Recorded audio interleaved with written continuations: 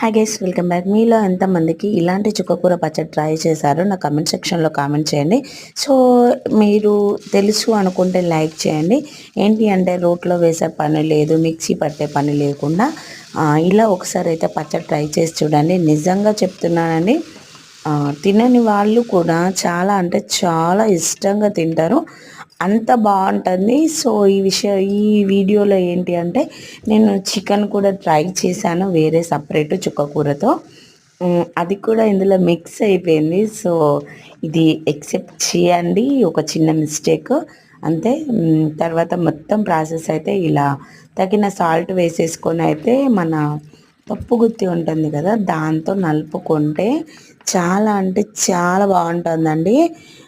ఖచ్చితంగా ట్రై చేయండి. అలాగే మన వీడియోని లైక్ కూడా చేయండి, సబ్స్క్రైబ్ చేసుకోండి. Thank you very much.